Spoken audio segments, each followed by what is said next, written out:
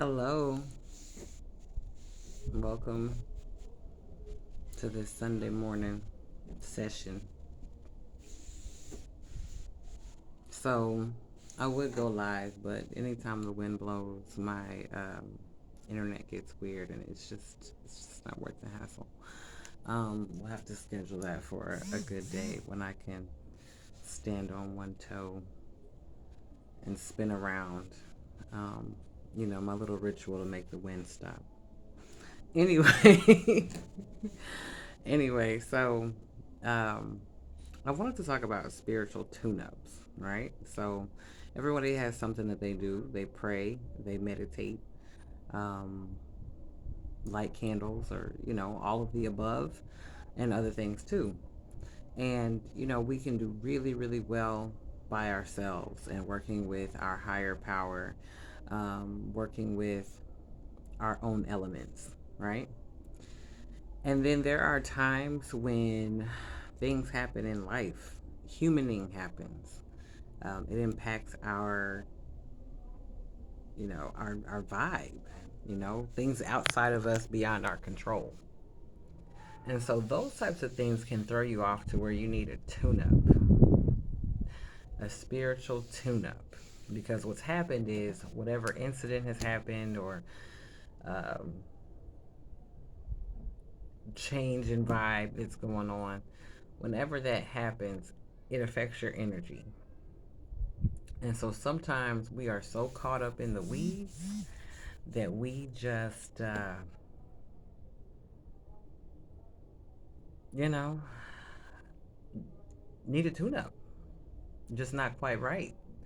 And so, what I wanted to talk to people about is, the idea of spirituality, at least from my perspective, is about me helping myself and and my people meaning people who are close to me and people who are my clients, helping them.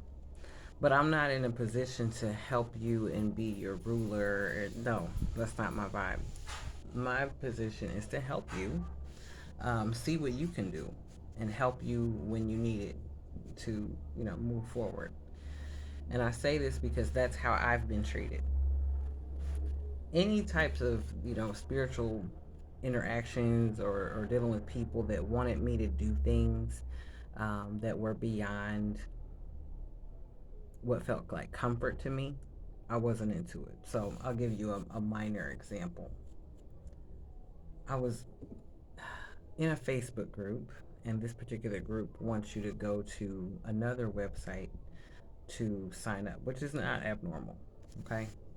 Go to that website or go to the other website, and they have a group on WhatsApp. So when you get to the group on WhatsApp, in order to be in the group on WhatsApp, you have to change um, you have to add something to your icon name. If you know how WhatsApp works, it's like you can have like a little message that shows up when you are, there, right? You can say whatever. So they wanted you to add a special icon or emoji to that. So that made me uncomfortable because I'm like, what the fuck would I do that for? Um, my particular emojis on WhatsApp relate to who I am as a person, right? So they've got the dragon, they got the unicorn, and then I also have like all of these Sanskrit chants for the chakras in there. So that's my thing, you know what I mean? Why would I change that? And so what I'm trying to tell y'all is when you're working with spiritual people, when you're working with healers and things like that, make sure you are doing things that are within your realm of comfort, or you're not being asked to do things that are outside of your realm of comfort. But also ask questions about what someone's asking you to do. Ask the questions so that you can understand why someone is asking you to do something. Um, in that instance that I brought up, where there was no one for me to ask, but what they asked me to put in the thing, I wasn't willing to do that because I also have a life and I have other people in my life. You know what I mean? It's not private. My WhatsApp is used for family and friends mostly. Um, my personal WhatsApp, my business WhatsApp, it's us. So anyway, um, with that being said, as you evolve or as you ascend spiritually, you may want a mentor or someone to work with, right? So if you're a person who goes to church regularly, they probably have, mentorship programs, but also classes and things like that for you to go to, work on that. If you're a person who does not go to church and you do spiritual work, you may have some colleagues that you call, friends that you call who are in the life, or you may actually have a mentor. So, me personally, I've had a few in my life. Um, they were, I was introduced to them. I told them, this is where I'm trying to be.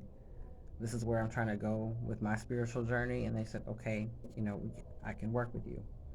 Um, both times were great. The second one that I had is still my mentor to this day. I've been working with her since 2015. And so I don't see her as often as I used to back in the day. But what I do see her for is when I'm feeling like I'm in a rut, like an energetically thrown off, you know, to where all my cylinders aren't functioning the way they usually do. I'm a supreme manifester. Okay, so when I feel my manifestation abilities dwindling, or I feel like they're not functioning how they're supposed to function, or I'm starting to feel stagnant, or I start to feel like I'm kind of running on a loop, something's off.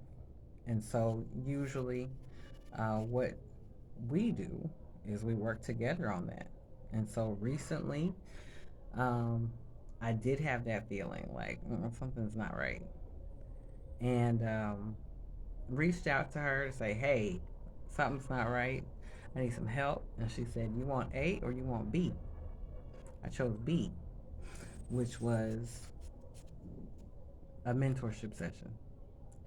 And so with that, um, we worked together and we worked together well. And what happened was she gave me an assignment. I did the assignment. She worked with me on the assignment. And then from there, um,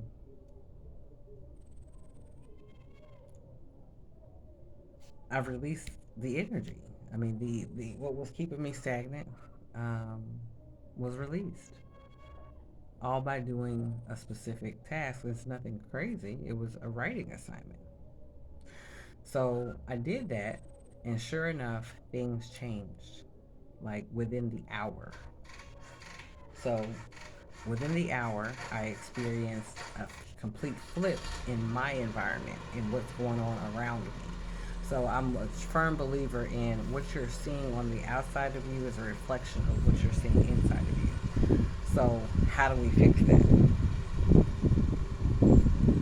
And that's what happened. We fixed what was going on inside of me, and it made a positive change for what was going on outside of me, which then poured into me and made my situation better.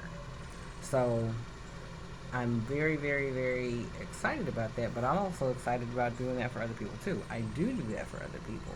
So the purpose of this video is to say that anybody who's actually doing spiritual work out there, um, usually, I'm not going to say all, but usually they have a mentor or they have someone that they can turn to help them when they are kind of going through it.